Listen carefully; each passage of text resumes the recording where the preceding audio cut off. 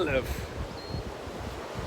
Just wish to share something that I felt so terrible. Terrible to a sense that how is it possible for a grown-up adult, a mother screaming at a child, telling the child not to lose the mind.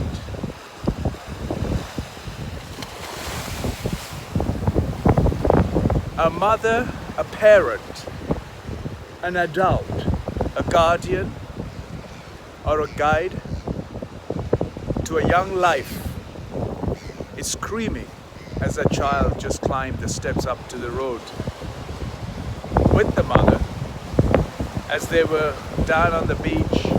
I don't know for what transactions the two have had. Somehow, instead of screaming at that young life, asking that young life not to lose the mind, well, shouldn't it be the other way around? Why would you lose the mind of a child who does not know a certain circumstances that he or she was in was right or wrong? According to the child's exuberant, joyful nature of life, that child knows how to be joyful. And if you take that joy away from that child, of course the child's going to cry. He's going to find that what was done unfairly to create an unpleasant atmosphere in a joyful atmosphere of a child's life. When you take that joy, instead of having a transaction, of meaningful transaction with that child, and saying,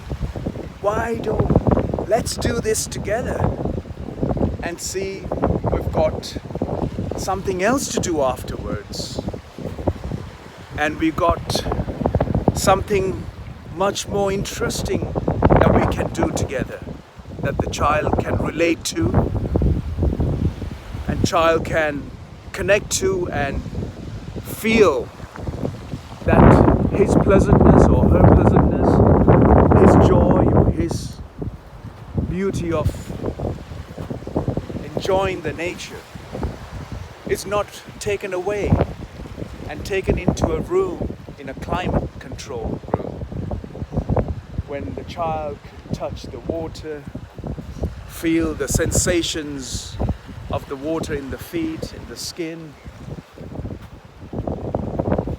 and he or she knows that sensation of experience is taken away in a controlled environment, and the child feels that they're being treated unfairly. And that's what an intelligent life feels all of the time, and is trying to adapt quickly to survive with the intelligence and how the creation functions, how life works. It's not your idea. It's not what you tested in a laboratory condition. It's not what you analyzed under a telescope or a microscope or looked up on a pie chart or on a DNA structure. It is how this life process really functions. Do we really know that? What do we know is the textbook stuff. What do we know is the school book stuff. What do we know is the stuff that was written down on a scripture some 1,000 years ago. What we know is some individual who found themselves to make a mockery of life on earth for their benefit and for their joy and for their exuberant lifestyle. and in turn supposed to make every other life the centric to well-being and health. And instead, they kept pouring poison on innocent lives all around, everywhere they went, thinking that they should die, getting angry. The parent who was screaming at that child was simply poisoning the chemical balance in the body, from mind to emotions to energy and to the body. Tell me, folks, when you're in a pleasant state of mind, pleasant state of emotions, pleasant state of body, pleasant state of energy, what can go wrong? How could you ever scream out to anybody or anything that you see, touch, feel, sense, taste, be hateful, hurtful, ugly, and horrible? No, you cannot feel, because your limited, concluded ideas that are so twisted and so convolutedly backward that I feel horrible to hear an adult screaming at an innocent young life. An innocent young life that is meant to sense of joy and beauty, close to the most powerful creation on everywhere we look, the creation surrounding us, an enormous life form that is surrounding us and supporting us. And why are we not sensitive enough to feel it, sense it, know it, and understand it?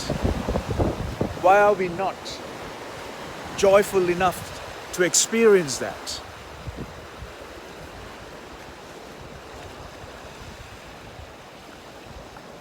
Our sense of life must begin with the inner gentleness, inner pleasantness, inner joy, inner well-being, inner health, ultimate inner consciousness. Without it, none whatsoever is going to heal. It's not going to make it feeling pleasant. It's not going to make life a joyful experience on this earth, in a physical planet with a physical body and a mental attribute that we have been generated around through the influence, memory, data, information, is not, or it will never, create a pleasantness in ourselves or for anyone we touch and anyone we experience life with. So, hearing that as I just came down, and to hear a child being screamed at by an adult, supposedly mother, caretaker, guardian, doesn't matter their relationship to that new and young life. To me, as an adult, as a responsible and accountable human being, I feel a father, a life, regardless of anything, as sensitive to life, as conscious to life as I am, as I feel, I always have been. I feel terrible and hurtful for an adult, a mother, a father, a guardian, anyone who touches a new life must never have to do this to an innocent and a beautiful new life. There are many ways we can approach a young and a beautiful and thriving and exuberating, energetic young life. They're bubbling with life that we, at least me, at 50 years of age, should not be in a position to scream at a child, to dictate my ideas in my terms of how life should be. I should step back and observe the pureness of that new life and be responsible. And all I have done is being responsible. And people have taken advantage of my sincere and conscious approach to the life all around me. Look at how beautifully and patiently that creature and intelligently is waiting to find his or her food to survive. Given challenges surrounding the nature of that creature, it's only the human beings becoming twisted and entrapped in our own making because our intelligence is taken away because of our limited ideas that we impose on innocent lives, and in turn destroying to make money for the benefit, the only benefit, to serve their own interests.